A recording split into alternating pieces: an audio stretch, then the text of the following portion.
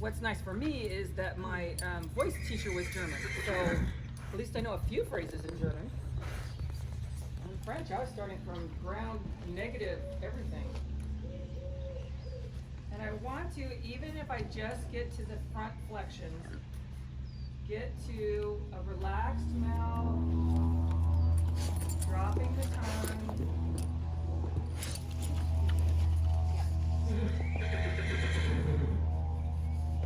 Okay.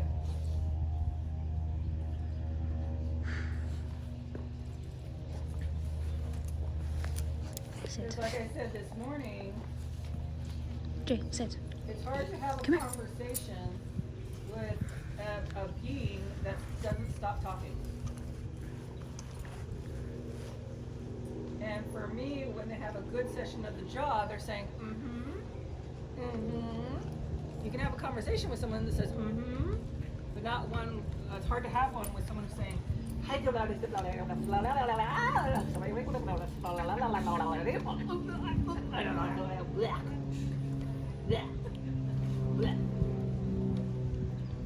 get a word in edgewise. Jasper. Jasper. Yep, I know. Jasper. I know. Something that helps sometimes is if you have a body worker who does a hyoid release. So sometimes that can help. We got a good one up here, Elise McMasters. Yeah. So that can help. Is when they are drawing back. Because when they're drawing back the tongue a lot of times that gets their hyoid messed up as well. So.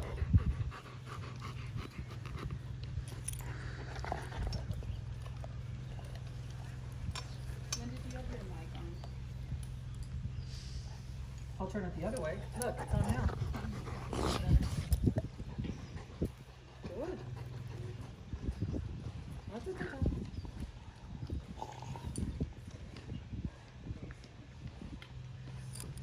And I actually like this bit for her. It's got a locking barrel in the middle. Because I think a straight snaffle would be too busy for her to get quiet in. That's Oh what yeah, we put her in a French. Yeah, That's she terrible. was like really upset in that. It Yeah. was three piece. And the school frowns on French links. That's the 3-piece? Yeah. Really? Yeah, this is the WTP, so it doesn't put any pressure on the roof of their bar or their tongue. It just works off the corners. Yeah, basically what this is a modified mullen. It's a mullen that moves a little. Exactly. That's See it? exactly what it is. It's got a locking barrel in it. A lot of milers do too. And I need to clarify something about snaffles. Snaffles will only put pressure on the bars if you put pressure on the bars. Snaffles will only put pressure on the palate if you put pressure on the palate. All of that is with a low hand. So if you work up here, Yeah. you won't. Okay. For her, however, she's probably felt that, and so I probably would have also put her in a mullen or something like that. Because the more they can move it around, the more they go, Yeah. you know. And this doesn't move very much, so then she kind of goes up. Well, WTP. Australian. They were. I was gonna say, designed- what the puck? Aussies. They were designed by the Australian racehorse industry. WTP. Yeah, just what I said. What the puck? What the fuck?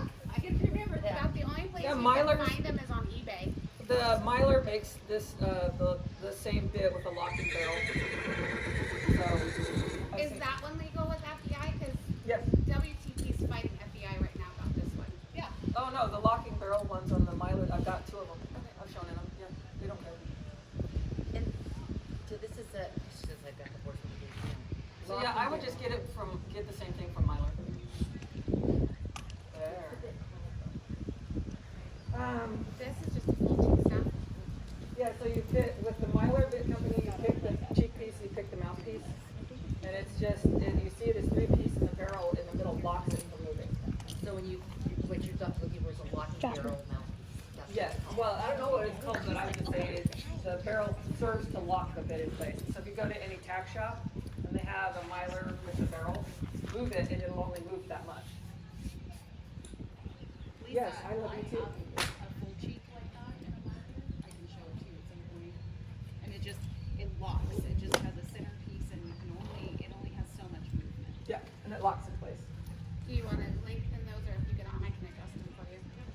What did I do yesterday? These are different stirrups. Is this your new saddle? Yes. Ooh. This is the ideal saddle? Yes. No, it's the custom. I'm sorry, Yeah. I think those names are funny. What's your saddle? It's a custom. No, it's actually, my saddle is a custom. It was custom made for me Right. by, Tay. by Suze Fletcher from Master Saddle of England.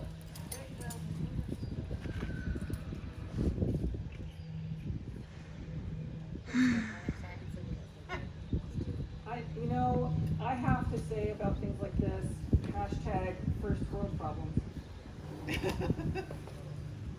Having been to Calcutta, I got over myself pretty fast. Yeah, right, I got them on the same lane. Yeah, I can count. Sit. So excited! Are you so excited? Are you so excited? Jasper. I don't know. No, What are we're you not talking saying about, that. lady? Oh, we're going. Sit. Mr. Reggie, a little bit. Reggie, a little bit.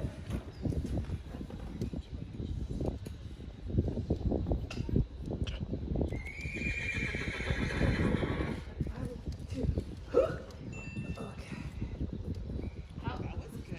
Standing. Stand, Ella. Because I like this lady. She gives me lots of cookies. Yeah, we are friends. She said that's Ella. Ella. Ella Oh, Rima. Sit. Was there a name? Ella Enchanted. Stay. And it's a cute movie if you haven't seen it. Yeah. Now, the biggest thing I have in my notes is that you want to be a canoe. So we're going to uncanoe a little bit. Yeah, I know. Well, we gotta get these things going first. Oh my goodness, what are you talking about? You're so stupid. Just give me a cookie. Just stop it.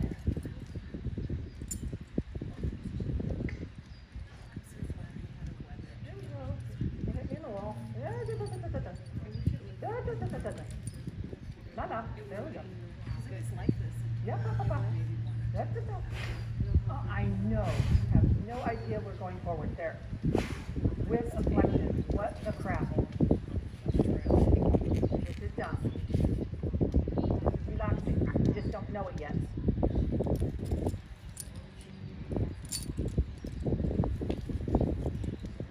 Good. Now with warrior one, you have to hold it for 8 breaths. Okay, we're going that way now. Warrior one. This is warrior one to the right. Oh my goodness. Oh my goodness. Oh my goodness. Right there. Up, up, up, up, up, up, up, up, up, up, up, up, up. Go, go, go, go, go, go. Yeah. There. No, that's not what we're doing. That's not, still not what we're doing. That's still not what we're doing. That's still not what we're doing. yeah.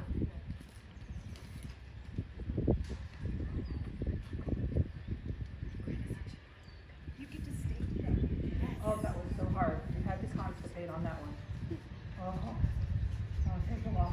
Oh my gosh. Oh my gosh. Oh gosh.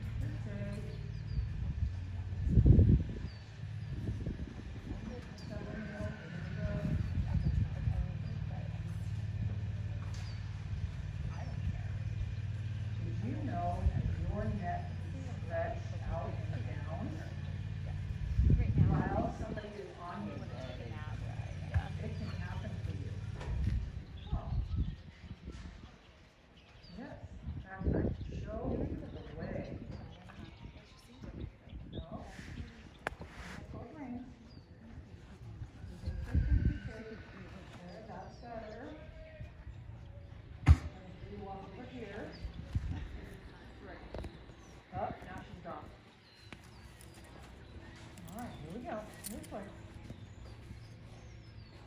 Okay. Little fleshy claw. Yes. For a horse like her, these basic walking exercises are a huge deal to help them learn to release things that they have previously held hostage to try to survive their lives. So we start coming in and saying, the door is open. Interestingly enough, a lot of this training is based on learned helplessness. And learned helplessness in a dog, for instance, is you put them in the kennel and you open the door and they won't come out. They have learned to be helpless. When you put a horse in a position and they have no way out, they talk about that as obedience, but it is actually learned helplessness. And they oftentimes just turn off their brain and just say, well, this is the end, and I'm going to die, and so I'm just going to do it. So when you bring the horse out of learned helplessness, you're trying to show them how to learn again, for one thing, and how to be willing to explore again. So you really are teaching them how to not be a prisoner to what's happening to them. We will explain everything to you. Everything you need to know, you will know before you need to know it. If you don't know it, I'll explain it to you. I'll take the time. You won't be trapped. And so it does take them some time to change their mindset to be willing to explore what I might mean with something new. Because they rode this mare in traction, which is backwards pulling. She doesn't know or understand yet that she is welcome to take light contact, not pull, but take light contact. And that's the way we will adjust the height of neck that we want for her, whether it's stretching to relax, or whether it's coming up higher or going somewhere in between. So that's one of the reasons I'm getting an interesting drunk walk, is she's just like, well, this is the strangest thing ever. So contact does not mean curl, new thing. Go. Contact does not mean slow down, new thing. Contact means out and down. If I have contact and I lighten it a little bit, take it out and down. For her, I have to lighten it a lot because I have to throw the door open and get behind her and shove her out the door. Or tossing cookies. Yes. We're like, you can leave this place of not being able to stretch your neck and reach into the contact and have a pleasant experience. Oh, that's nice. All right, let's see. Double check before she go this way.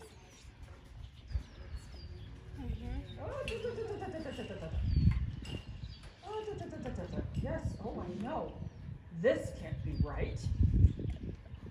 I think these people are on crack.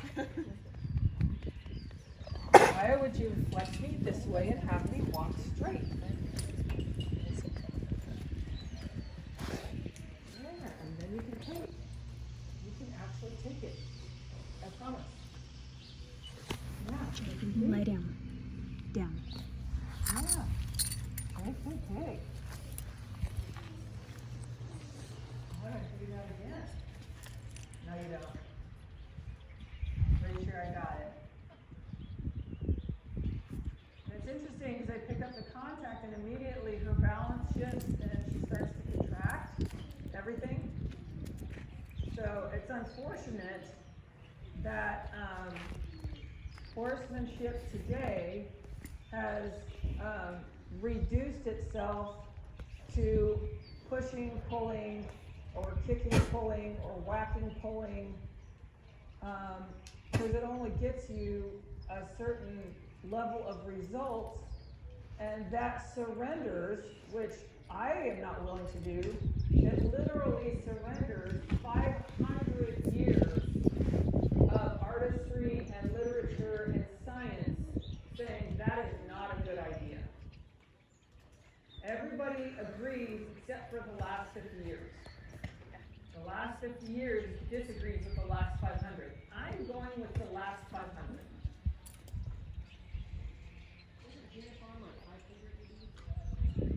No, Xenophon was 2000 BC.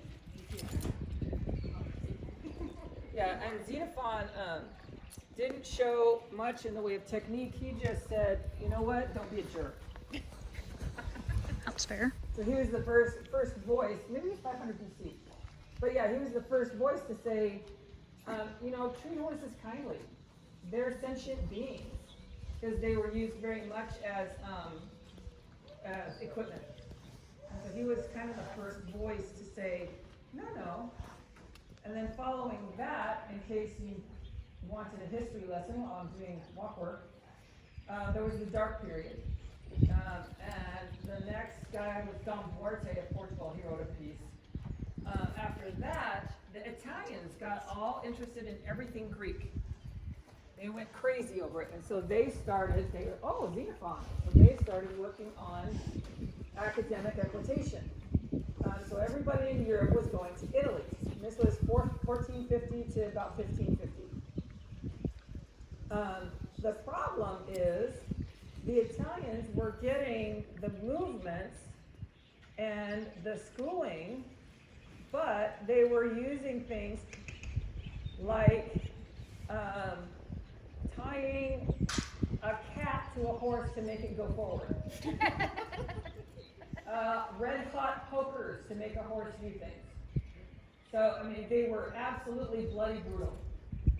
The big change started with Pluvinel, who studied in Italy and went back to France, which is how then we end up in the French techniques, because the French are the ones, starting with Pluvinel, who set down a new baseline saying, we will take this education, but we will not instigate the cruelty. And he was very, very adamant about that. And right after him came, there were several people. One of them was St. Antoine, and St. Antoine went and taught William Cavendish to Newcastle. And then a generation later was Legerete. And there are literally hundreds of masters, especially of France and the French idea, which stayed very similar until actually the 1980s. And they started going mainstream. Of Legerete, the riding in lightness, the educating the horse, the being flexible, the moving very sideways. It's a little bit different than the Portuguese, because yes, the Portuguese do have a lot of French influence, but the Portuguese and the Spanish are also under the influence of their culture, which is Portuguese and Spanish. So it's bullfighting. So there is a clear difference between like working equitation and what is the horsemanship from Portugal? It's clearly different than the French approach. Jay, sit. Yes. Sit. All right. Lay down. Jay, down. Jasper. Jay, lay down. There we go.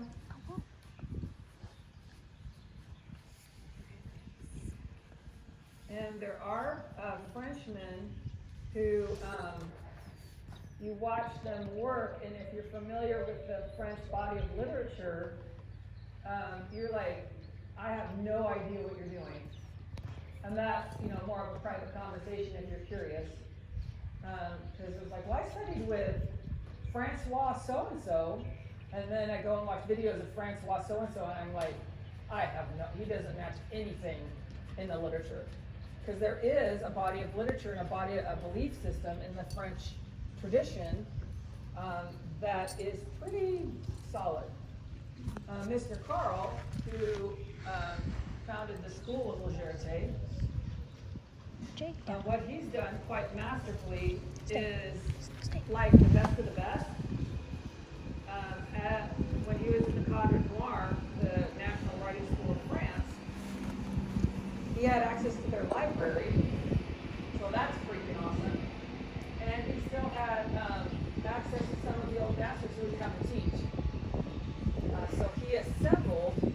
most teachable, learnable, and applicable methodologies and put them together in a progressive methodology. So, and his goal is to keep that methodology going, available to people, and not becoming watered down or I say bastardized, but that's not a very nice word, but that's kind of what it means. So that's why the school has so many layers of education and testing to receive and maintain a license. So there you go. If you're doing walk work, you got to learn something. Can you talk a bit about hand without leg, leg without hand? And who said it? Well, just, for people who have heard that term. Yeah, but who said it? What's that? Who said it? I think it's a quiz. This is a quiz. Okay. Thank you. Boucher. Boucher. Boucher. Yes. François Boucher. Boucher is kind of odd guy, another lecture. Leg without hand and hand without leg is where we do not ride into a restraining hand. So when I want to do something with her, Lay down. I'm going to say, go forward. Okay, now it's your job. You stay going forward. Now I want you to do a flexion. There. Uh-oh, we're having problems going forward. Okay, I am not going to act with the hands anymore. I'm maintaining with the hand, but I'm going to add my leg, go forward. In fact, I let her out of it a little bit. Now act with the hand. And now go forward. There, and now act with the hand. This goes all the way up from teaching them the idea of hand without leg and leg without hand, to the collection where most of, just about everywhere else, except for in this tradition, you have people saying they need to ride the horse into the hand and take the energy from the hand and recycle it back to the hindquarters. Big problem, it's crap. There is no scientific evidence that that is at all true anywhere. So what you want to do, if you want to work with a horse, is you will teach them light to the leg, go forward. Good. Light to the hand, come back. Light to the leg, go forward. Light to the hand, come back. Light to the leg, go forward. Light to the leg, come back. Light to the leg, go forward. Light to the leg, come back. Light to the leg, go forward. Light to the leg, come back. And right there, she took 2 half steps. So it is changing their balance via transitions and sideways movements that you attain a more pure collection that is not contraction. Because when you push into a restraining hand, you're contracting the horse. You're basically smashing him like a bug on a windshield. Instead of truly asking them, okay, I want you to have energy and organization, and energy and organization, and energy and organization. And pretty soon they start going, I better be ready. And you're like, yeah, they can do it. If a horse is standing in his stall waiting for dinner, and he really wants his dinner, what does he do? He starts a really nice job. It's in there already. We just have to be able to ask for it and prepare them for it and make sure they're strong enough for it and make sure they have enough program for it. If you do all those things, I've had, Arabs, half Arabs, quarter horses, Iberian horses, halflingers, all doing high school maneuvers. Because it shouldn't matter what your horse is. Some of them will struggle with more things than others, just because of who they are, their conformation, their disposition, and their past.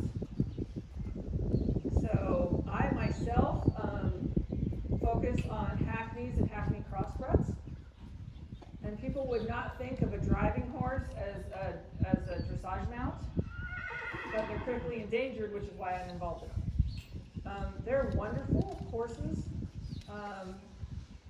and being very elevated in front is easy. Sitting behind is not something that they're really built to do. Does it mean they can't? Of course not. It means that I'm going to have to teach them. And they'll go, oh, okay. There you go. Yes, how about that? No, not that. How about that? So I am very sad having gone through and learned and read and studied. I'm not one to just be in a school and say, well, yeah, I'm just trusting them. I went back and read the material for myself, the source material, and it is just a crime to me to throw away all of that wisdom. And it's interesting because I was supposed to be a classical musician. And so how can you study music if you don't freaking study Bach and Mozart and Hildegard von Bingen, and I love Hildegard, and Vivaldi, and Puccini, and I don't like romantic composers that much, so I don't mention them that much. You have to study the past to know your art. Ooh. That's why the visual artists, they study visual art. So how is it that we can study equestrian arts and throw away the equestrian arts? That's like trying to learn to be a musician and not knowing who Beethoven is. I'm like, hello. So that's, my passion is to bring forward the equestrian arts in their historical context, because some of it, we know that that's not going to work anymore. We know. We have science now. But a lot of it is still just as viable as it was then, and is more useful even now.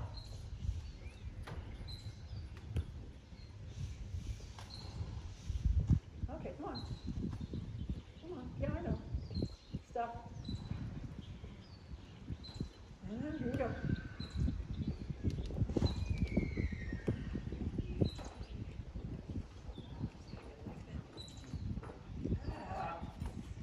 Quicker to that than you were yesterday. You're a smart girl.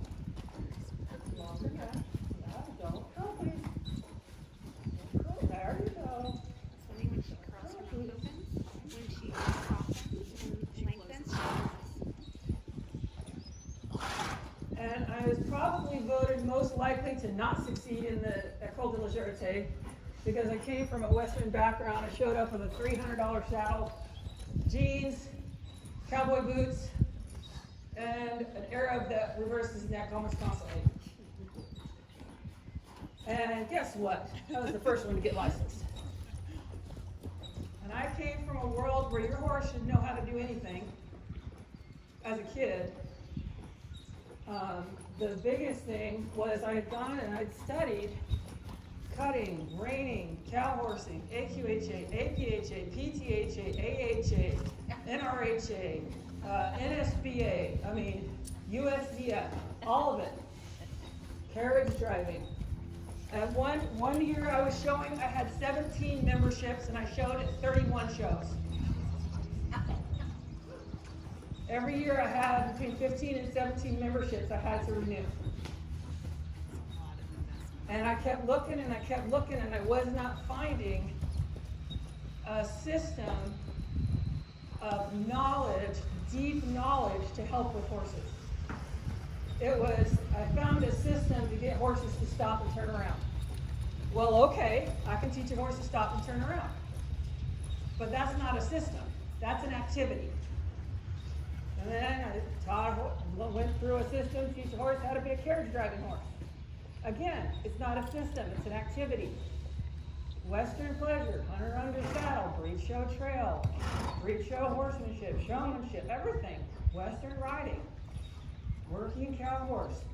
I went to the Pinto World Show and got a world and reserve, world and dressage on one horse and top 5 in working cow horse on another. And everyone went, who is this freak show?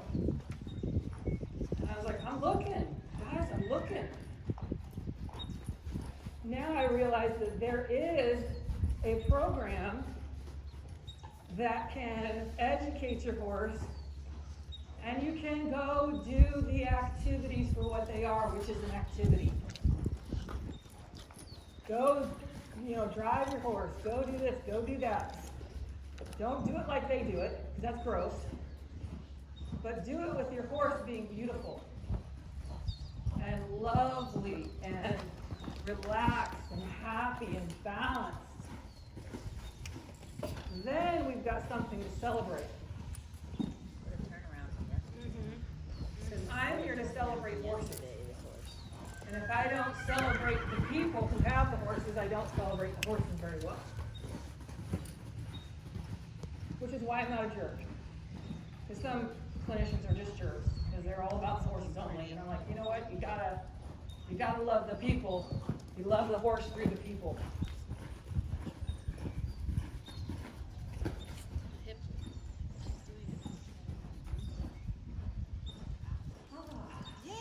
Now, this horse has lovely natural gait, finally. It took all that fiddle farting around to say, let's see who you are, and unpeel the onion of all of that whatever. Whee! Here we go. Well, we can do that, I don't care. Yeah, whee! Let's stay on one row here. Lay down. That was exciting. Down. There we go. There we go. Yeah, cut loose. Be you. Be glorious. Yes. Throw your legs up in the air. Yes. Yes. That's who you are. Good girl.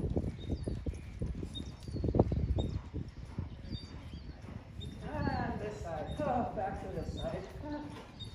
Contraction. How about you this? Way better than yesterday. Like, and she's finally, like, she just dropped her neck.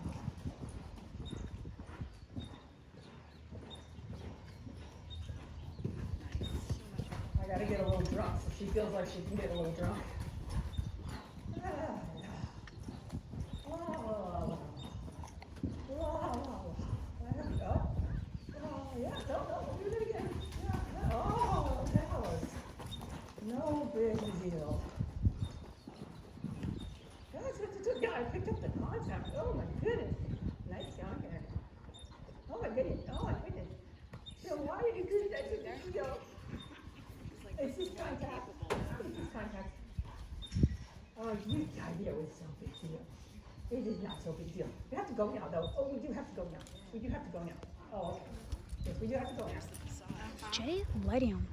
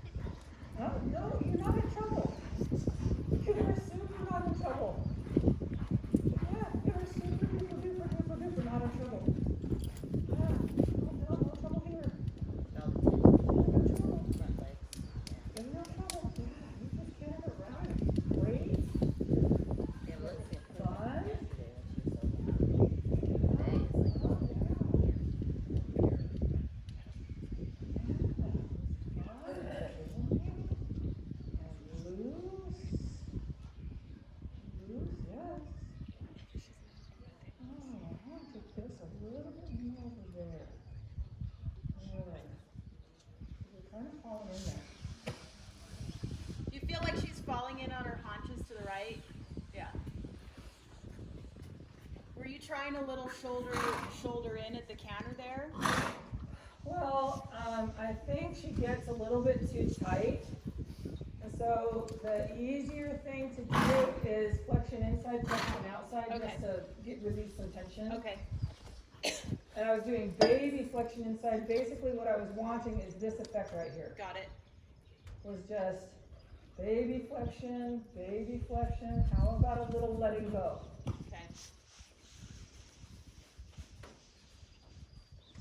And this horse gives you a sense of her excellent personality, because I pretty much was like, okay, show me. And she put on a pretty good canter. And if she was, nefarious in any way, she could have bucked, she Right. could have kicked out, she could have bolted. And she just kind of went, is this okay? Yeah. Yeah. And I'm like, yeah, you're fine, go ahead. Oh, okay, are you sure? Yeah. Are you sure? Yeah, yeah. Are you sure? Yeah, I'm sure. And she just asked that a lot, Right. Are you sure? Yeah, you're fine. You're good. I know, she is. Well, that's where I think like Kaz riding her on the trail. And the nice thing is that her mouth is getting quieter. Yeah, definitely. And so I'm trying to handle her mouth in a lot of boring ways. Changing bend, picking her up, asking her to extend. Just dumb, boring ways so that she gets tons of repetition of non-traumatic contact. And we don't know what any given horse is going to see as traumatic. One horse may tolerate X, Y, Z, while another horse is like, no, I cannot do that. And so all I can do is say, let's work on this. No.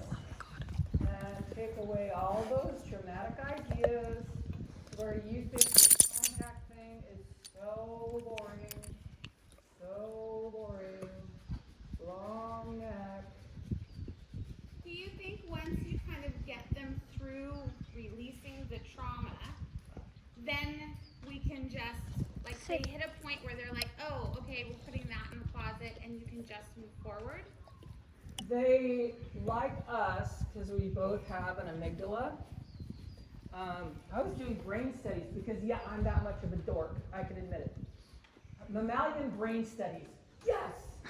The amygdala is the smoke alarm. So, when we have the smoke alarm go off and something similar happens, the amygdala will say, alarm. The problem is, it may have been a campfire, not a house fire. The same thing happens with them. The amygdala has said, this is bad, and I'm going to protect myself, however that is. Being aggressive, being fearful, being shut down, whatever they do. So if something similar happens, it might trigger them again. And the nice thing is her trigger is, I'm going to hide. Right. Other ones trigger it like crow hockey. Yeah. Olivia. Her trigger's a little bit bigger. Right. And so I'm trying to go in and say, just like you would on a person, you would go, they were in a house fire, so they have PTSD from a house fire. Okay. You would go in and say, okay, that is a campfire. And you rewire their brain, there can be other fires. Okay. Then you might light a match and a piece of, it doesn't matter, that's a therapist's job. But they have to rewire the response so that the prefrontal cortex can take over with knowledge and say, that's not a house fire and it's not my house. Right. And so that's what we're trying to do with them. This is not a house fire, this is not your house. This is something else, and we're going to keep reminding you, so that you come out with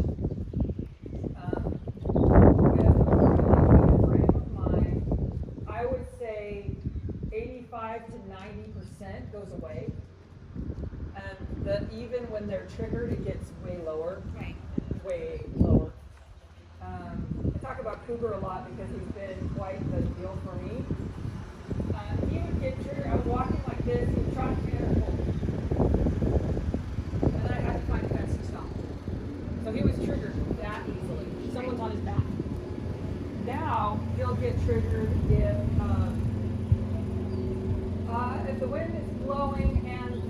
that chair falls over. But his trigger will be, he'll probably scoot out to about that upright. He won't bolt. He'll come out and go, oh, and then he'll stop because I went back over and over and over again to rewire his response to get to a thinking place instead of a panic place, protect myself, survive, you know, it gets very instinctual, and we do it too, so I find it a little bit disconcerting when people can, first of all, cause trauma to horses. You can do it by accident, I get it, but there are complete training programs that are based on trauma. And somehow that's okay. You wouldn't allow that to happen to a child, but it's okay for it to happen to a horse. Right. And a horse is a child. They have the mental capacity of about a 3-year-old. So whatever you're doing to the horse, you're doing to a toddler. Caveat, most toddlers do not weigh 1,100 pounds and they can't kill you. Right.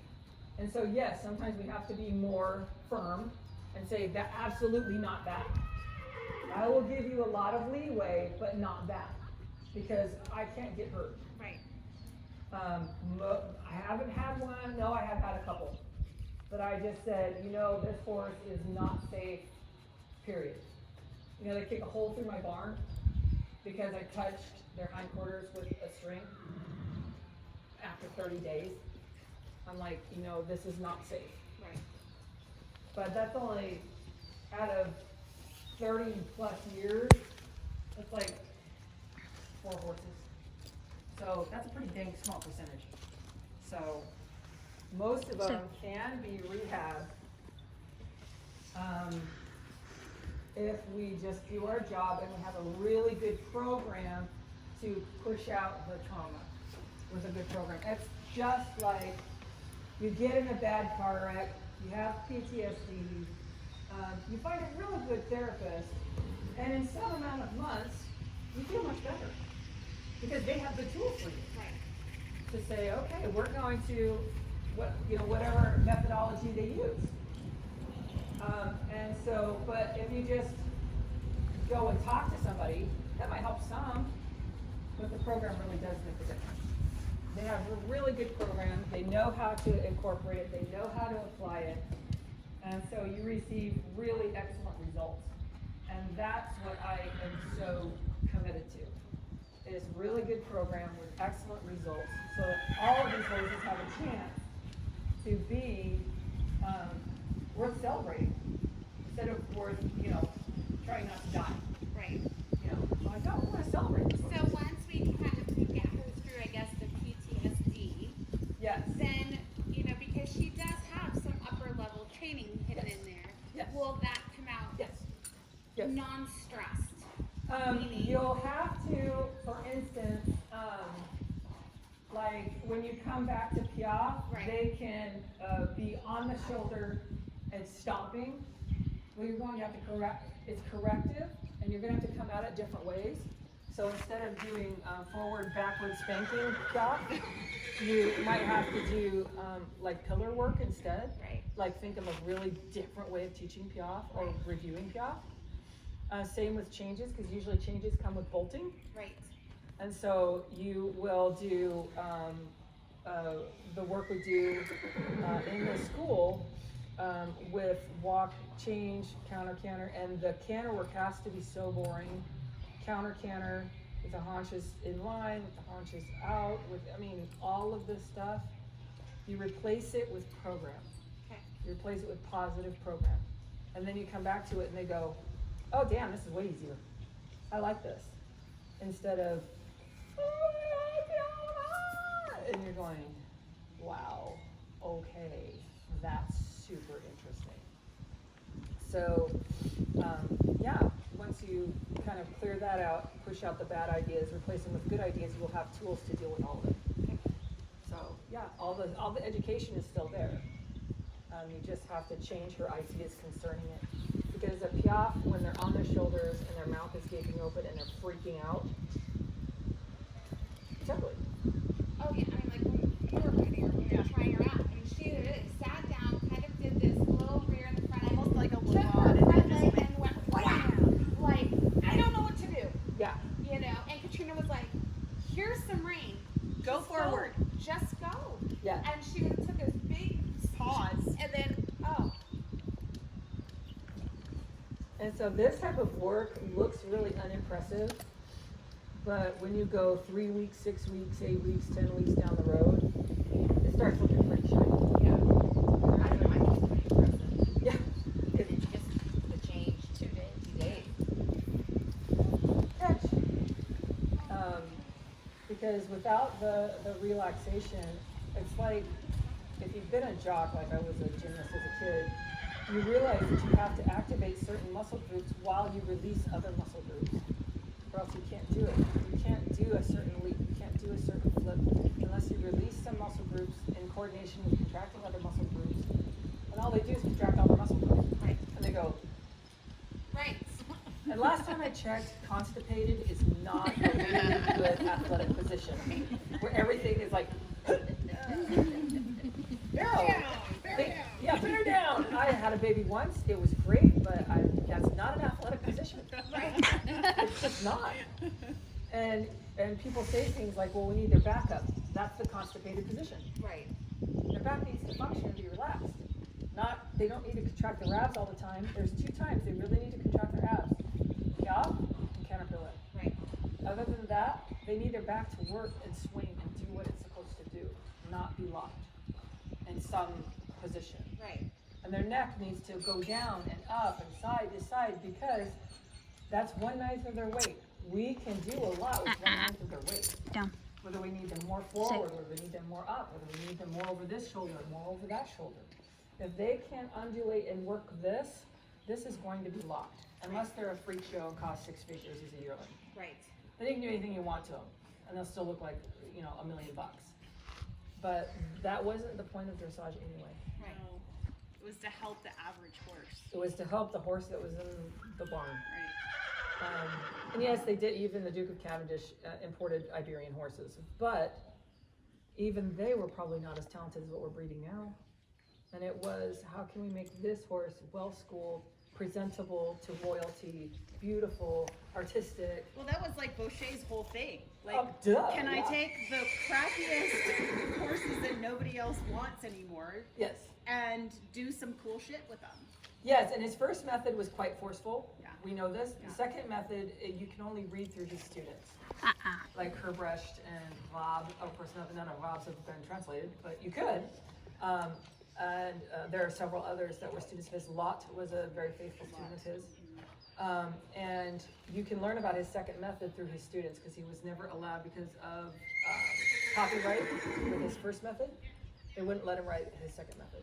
Oh, interesting. So the second method was the hands without legs and legs without hands. And we know why he did that is because a chandelier fell on him when he was schooling and broke both of his legs and his hips. So he couldn't ride forcefully anymore. He had to figure out how he could do it without the strength of his legs. So, and that was a wonderful addition. Whether that's all you learn from Boucher, that's enough. Hands without legs, legs without hands, because it's lost nowadays. Right. The problem I have with extreme boucherists is they don't tend to extend the neck. And so you have very high horses that don't extend the neck. So and that's where if you study a lot of people within the same family, you start going, okay, this plus this all works really well together.